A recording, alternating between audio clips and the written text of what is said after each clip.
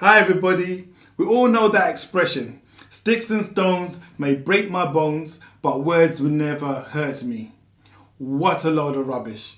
We know for a fact that the words that we have used at times can hurt other people far longer than it takes for bones to heal.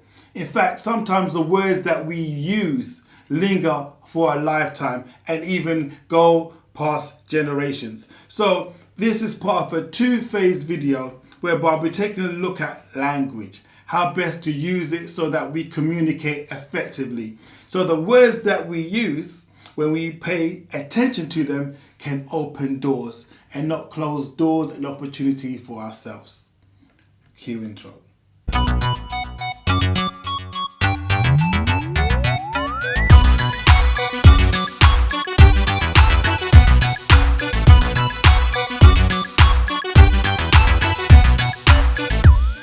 Hi everybody, it's Douglas Hamadisha for another video for NobodyMotivation.com, where we aim to hit you up with videos on a weekly basis designed to educate, motivate and inspire you to achieve your biggest, brightest, boldest goals.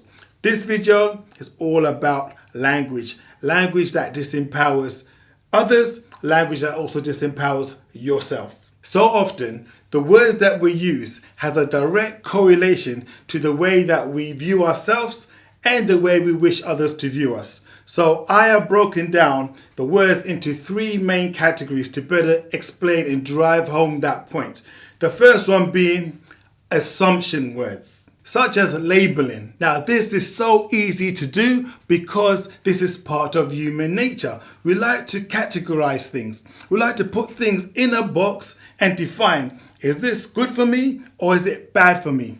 The problem with doing that, particularly in conversations with people, you take away the ability to be viewed as an individual. Not every person with dreadlocks is a Rastafarian. Not every bald, oriental looking person is a Buddhist. You don't have to look very far to notice just how individual people are. Just look at your own family. Do you all like dairy products? Do you all eat meat? Do you all like the same type of music?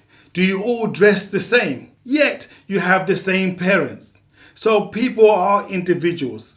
Yes, you can categorize very broadly, but be very careful of labeling people, particularly when you meet them for the first time. You might be pitching to somebody and you make the wrongful assumption that this person likes this product just based upon their gender, their race or their sexuality. That's not important. If you want to do business in the day and age that we are in now, you have to start treating people as an individual.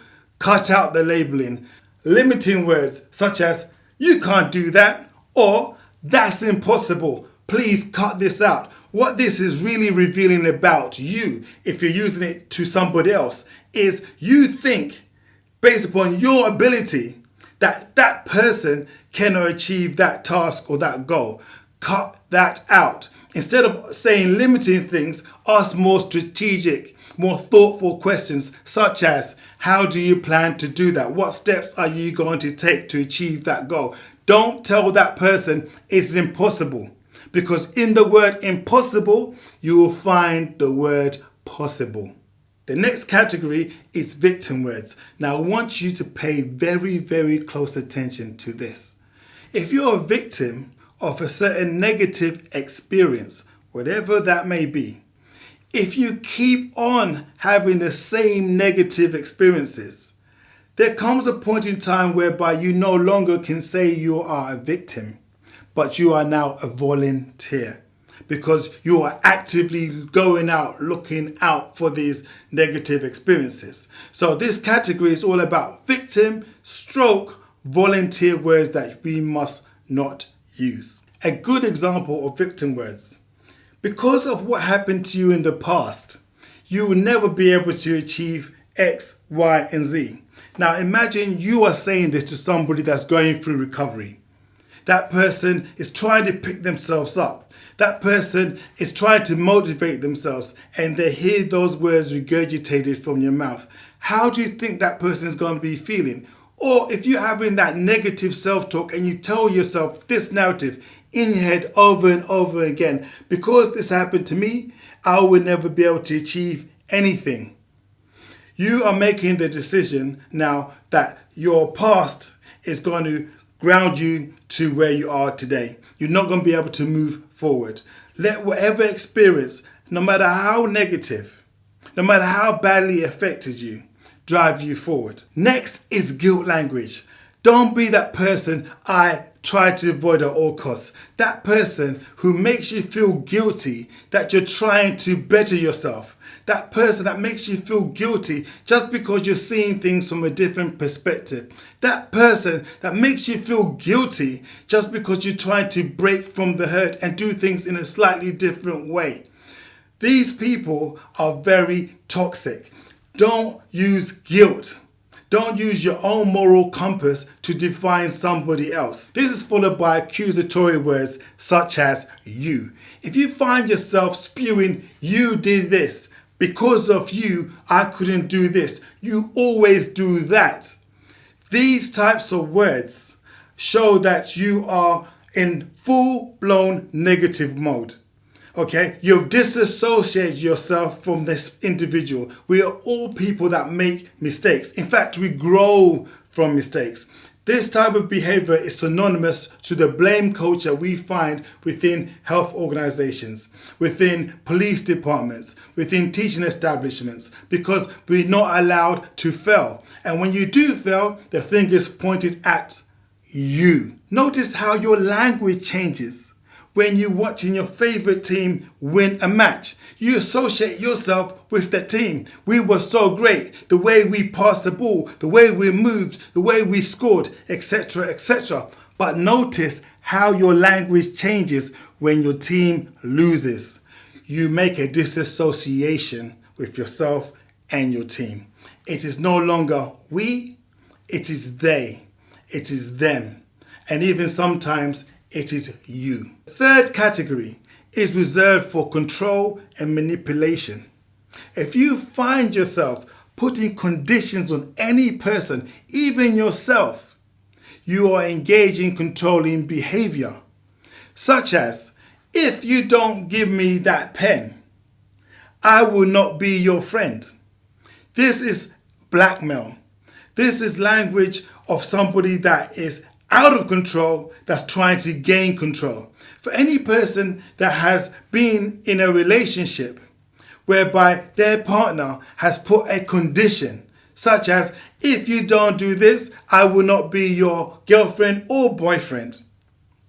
You then have to make a decision to comply or assume the default position. Now, to the person that's doing the controlling behavior, they don't see they lose far more than they gain by putting those conditions. Because when you're the default, there's no benefits for you. It doesn't make you feel like you're anything special.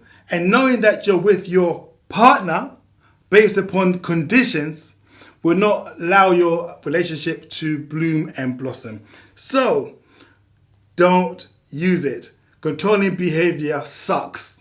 Lastly, we have law words. Now, these are words spoken from people who assume the moral high ground all the time by referencing various laws to hold you back.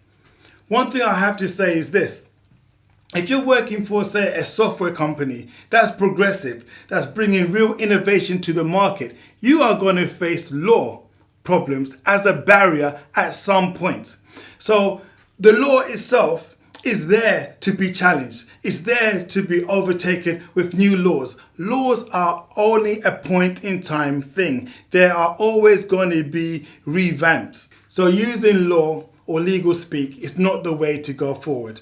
Here's a quote from Dr. Martin Luther King. And any man who breaks a law that conscience tells him is unjust and willingly accepts the penalty by staying in jail in order to arouse the conscience of the community on the injustice of the law is at that moment expressing the very highest respect for law. So there you have it, guys. 3 categories of words to avoid.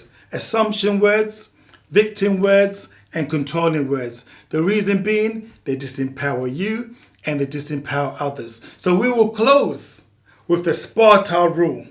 Before you speak, Persian, know that in Sparta, everyone, even a king's messenger, is held accountable for the words of his voice.